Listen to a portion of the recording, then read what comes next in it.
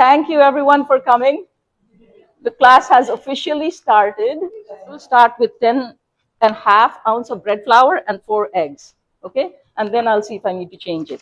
In the meantime, because we have 3 things to do today, for the pasta salad, I'm going to use the box pasta. Everyone knows box pasta, right? You can read it and stuff, right? I kept the water boiling. Come on.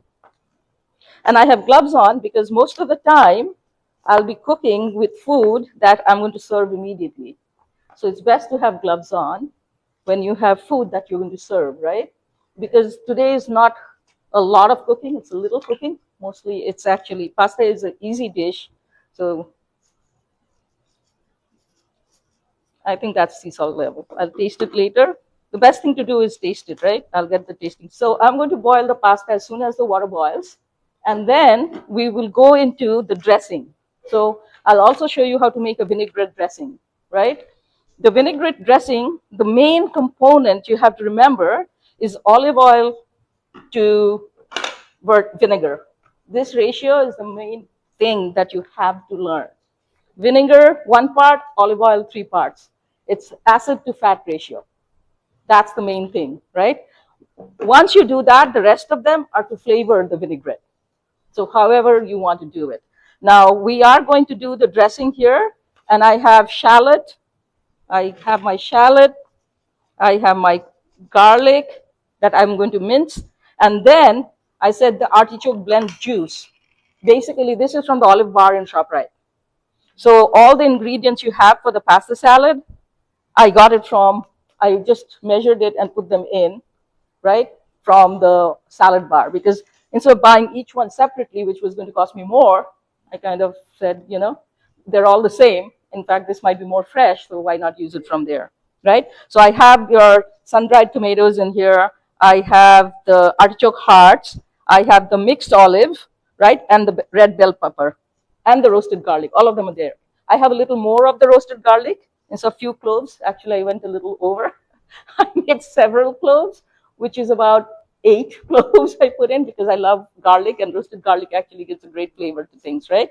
So that's what this one is. And we are going to blend it. That's why you see my blender. Where is my blender? Now, this pot is very small for a whole box of pasta. I can look and say that already, right? So I'm going to kind of put half in and then see what to do with the rest because it's boiling, so it's nice time to put it in.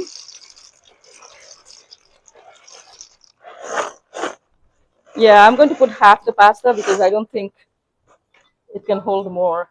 This is already half full, and this is going to expand, right? So that's the reason I'll cook half of it. I think it should be enough for all of us. We'll see. If not, I'll cook it again in the second batch. 10 minutes. 10 minutes for firm. Okay, 10 minutes. Let's put it at 10. And then I'll taste it. And if it needs more, we'll cook more. Like it has to be al dente. Yeah, 10 minutes is good. Thank you.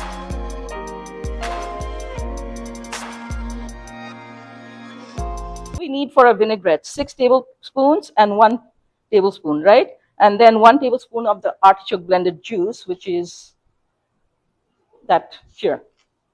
Okay. And then we need half a shallot minced, so that's shallots.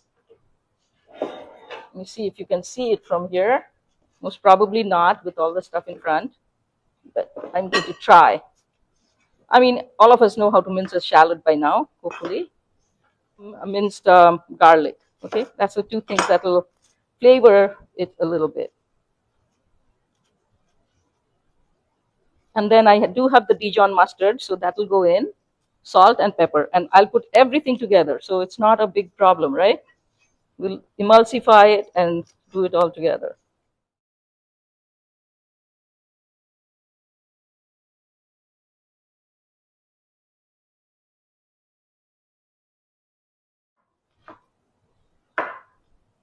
It's always hard to chop with gloves on, so be careful, don't chop the gloves off. And then the mincing is actually, you do this, right? If you have a culinary knife, that's for mincing garlic, okay? So I got my garlic, I got my shallots. As you can see, I'm starting from the solids. I'll put the liquids at the end. It's just easier to control. That's all, right? And then I'm going to add my mustard. Black on black is not easy to see.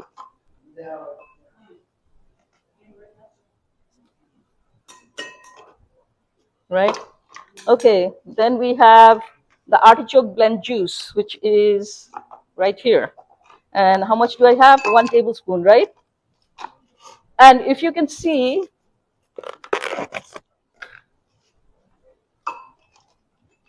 this is kind of the oil that comes in, oil and water. So this can be, you can see this is all oily, right? You can actually replace 1 tablespoon of olive oil with this artichoke blend juice, right? Because that's the same. So to keep the 1:3 ratio, I'm going to take out 1 tablespoon of extra virgin olive oil. Okay. Then I have my red wine vinegar, 1 tablespoon.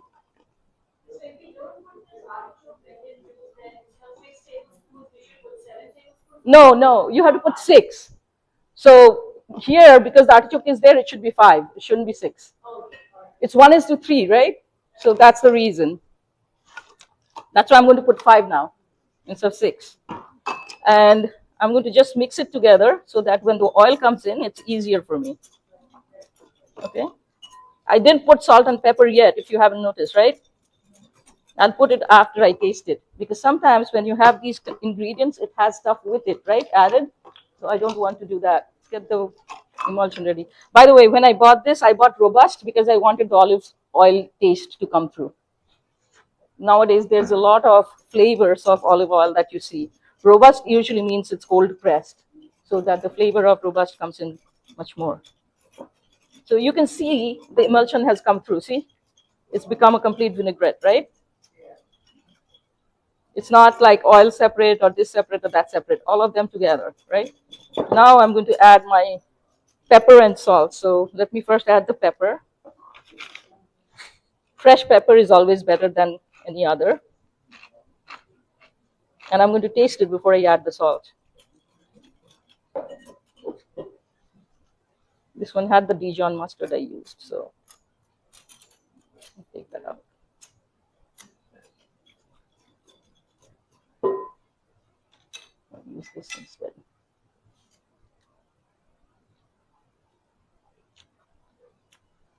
For me, it doesn't need salt because I don't like that salt, but I'll add a little bit to enhance other flavors.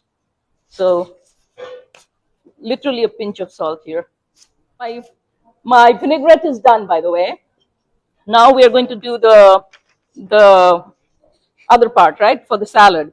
So this I'm going to just blend, right? And then who is a vegetarian, by the way? You're a vegetarian. So for you, it's 10 minutes? Yeah. Okay. It looks cooked, but let me taste it. This one I can use here.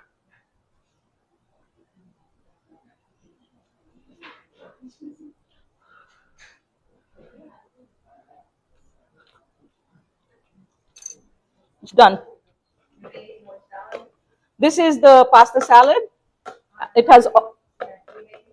We're making real pasta after this. Yeah, okay. We want to just do crush.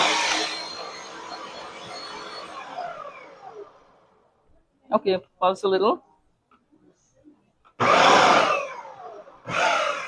So we don't want a paste, right? What we wanted was just blended. So this is the rough chop. Right? And this is good enough. I should have gotten another serving thing.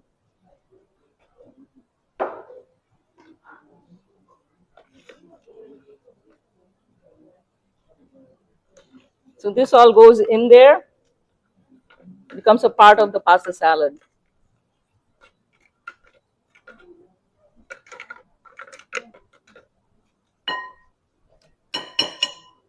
I'm going to keep them here.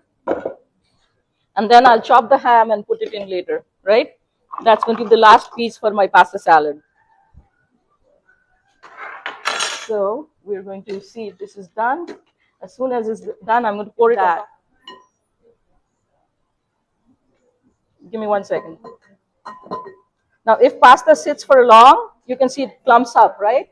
So add a little water, hot water. It will not clump up. You can put ham. You can put any other cold cut meats, by the way. In fact, the first time I did it with muffaletta. So any cold meat that went into muffaletta went into the pasta salad. It was fine. Everyone loves ham, right? Okay. The other reason is ham is very salty. So that's the reason I don't want to kind of put too much salt in there, because the ham will bring the salt for it. There you go. Okay.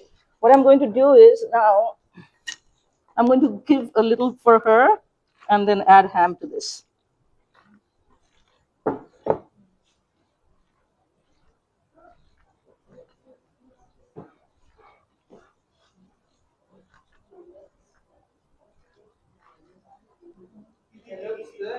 It looks good, right?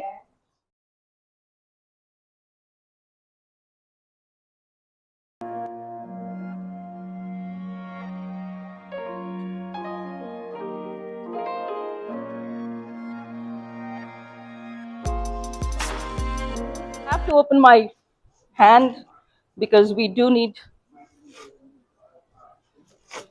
to make the dough. So, like I said, it's a simple recipe. I thought I'd do this first, but I didn't get a chance. That's okay.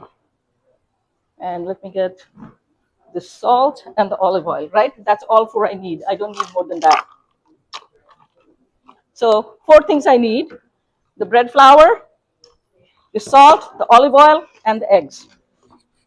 That's what I have. I'm going to measure my flour, like I said. So, is this on? This is on. Okay.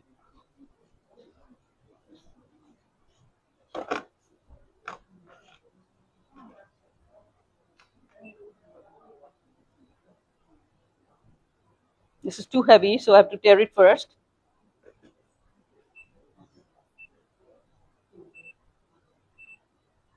Teared, and I have to make 10.5 ounce, right? So let me add that. By the way, this one, I specifically use bread flour. Bread flour has high protein content, which means my strands are going to be stronger. That's the reason. You can also do with regular flour. There is a separate recipe for that, but that is going to be more tender. So if you're making lasagna, you use the tender one, right? If you're making ravioli, use the hard one, right? And it also sometimes adds semolina to make it harder. So this is about 10.5. I'm going to add 4 beaten eggs. So I have to beat the eggs before I add it in. It's like you have to break it here, but then when you break it here, you have to be careful to put your thumb in completely and not be gentle about that. That's why. Mm-hmm. Usually I go for large or extra large, just lightly beaten. It doesn't need to be too much.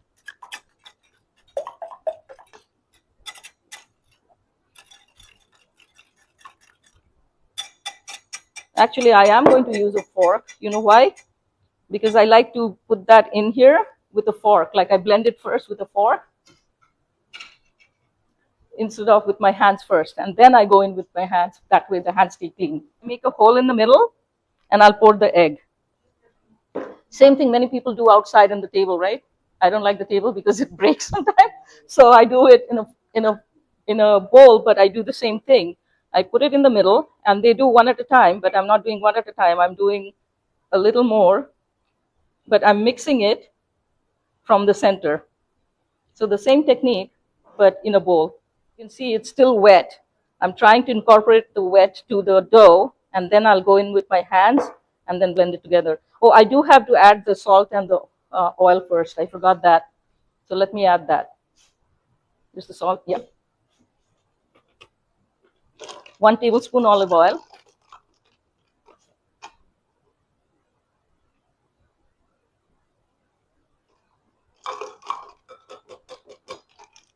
And then the salt is to taste. Many people do not add salt to this. They add it to the water, right? Or you can add it to the thing itself, because then you can tune your salt. If you salt this already, you can't tune it anymore. So that's why it's a to taste. Oops. Okay. And now I'm going to go in with my hands. It's there where I can see it's getting little curdles, like curds formation. And I want to get all the thing in. If I need more flour, I'm going to add it at this point. If I think I need it. I don't think I need it because it's kind of coming together. I don't know if it's still there, but this is what I'm doing. I'm turning it around, making it collect all the dry dough around it, basically, right? So that it all comes together.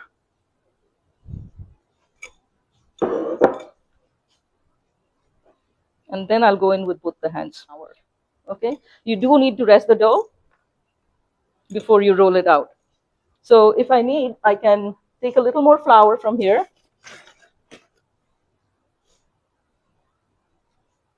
Dusting.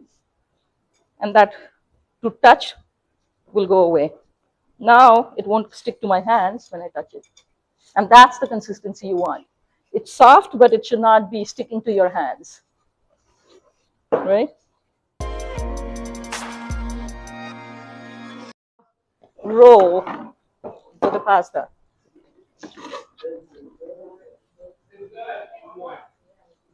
It's good?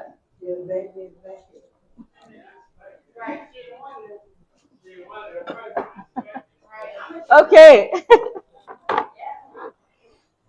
So now, time for our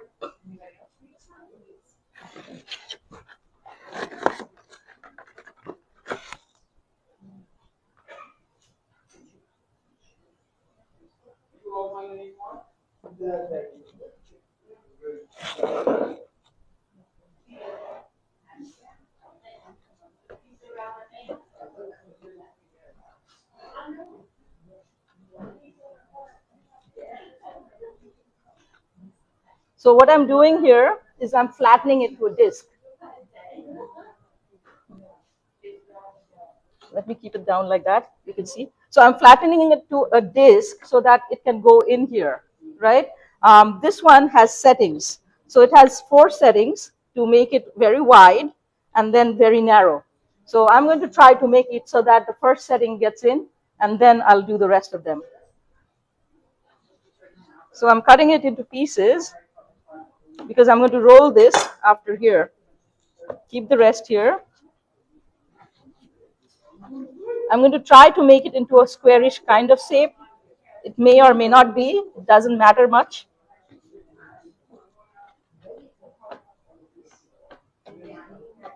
And then once it's done, my water will be boiling, and I'm going to put it right here. Okay? That's going to be. So I'm going to do linguine. Is everyone okay with that? Anyone wants to see this, or really not? Yes? Okay.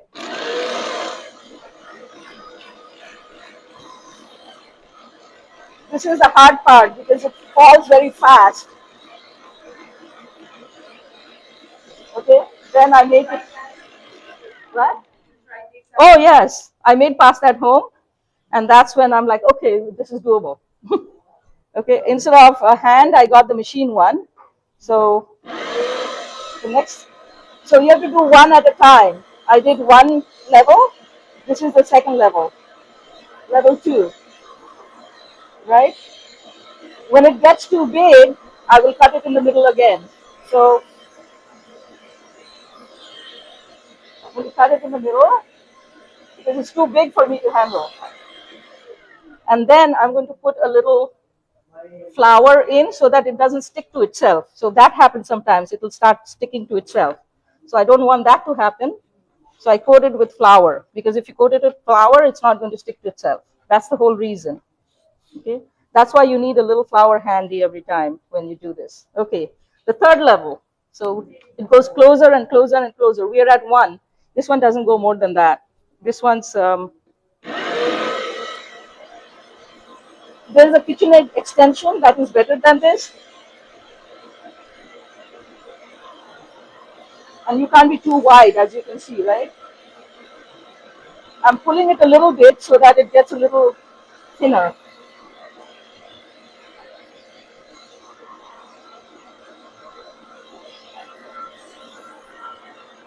The bottom here is thick, so I'm like, okay, this is thick, so let me go a little more. It's going to the corner, that's why it's not working, so I'll cut that piece off. See that? So that's one for me. And then, if I put it in this side,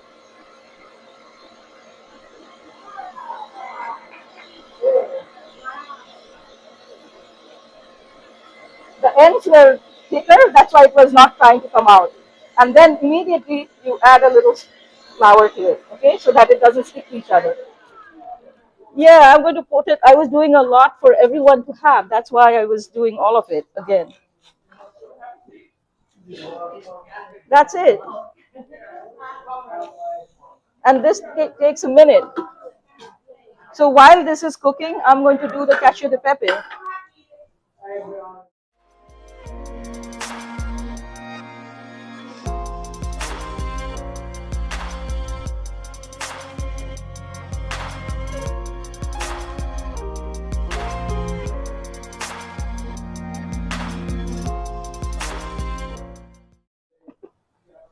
So that's what we're going to do now. And a lot of parsley. So if you look at it, it says 1/3 cup pecorino romano, right? Instead of pecorino romano, we have Parmesan Reggiano. Now I got my parsley chopped, my Cacio de Pepe. I need some garlic, right?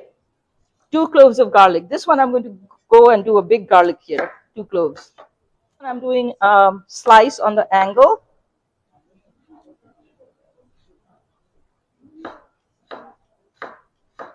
So thin slice, because you do want to see this garlic in there.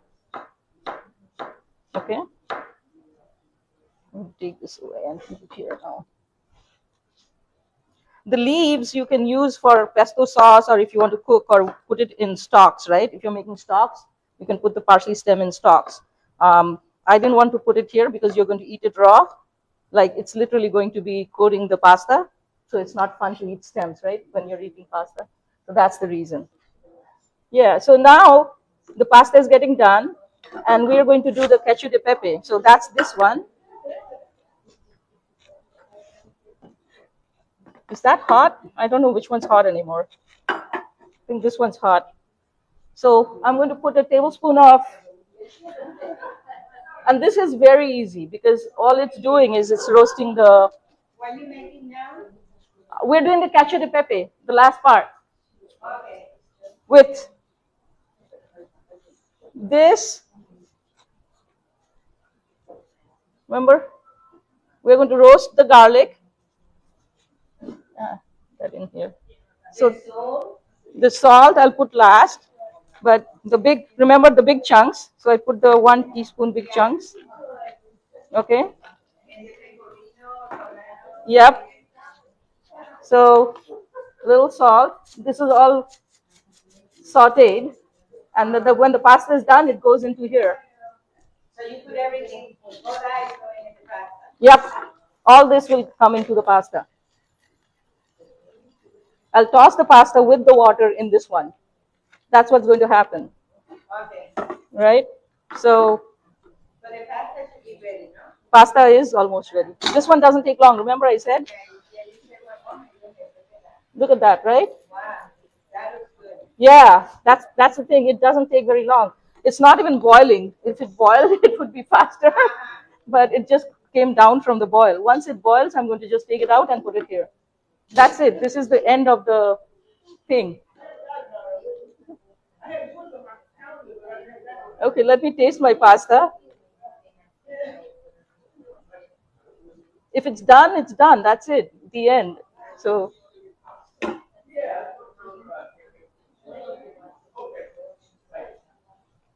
It's nice. So I'm adding the reserved, remember?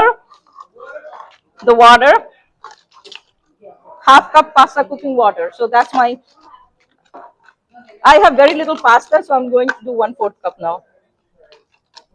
Okay. That's the pasta cooking water. I'm tossing the pasta here. So this is all done.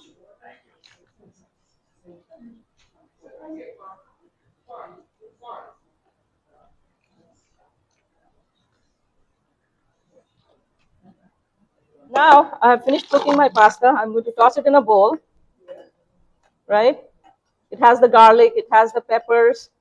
Now I'm going to add my parsley. Come on. And the pasta will be done. That's all this is.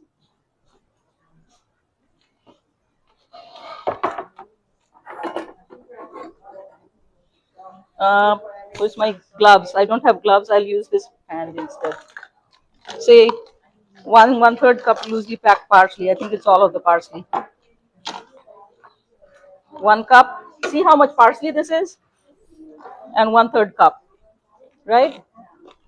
And then the cheese, 1/3 cup Romano cheese. That's it. This is it. So this is done.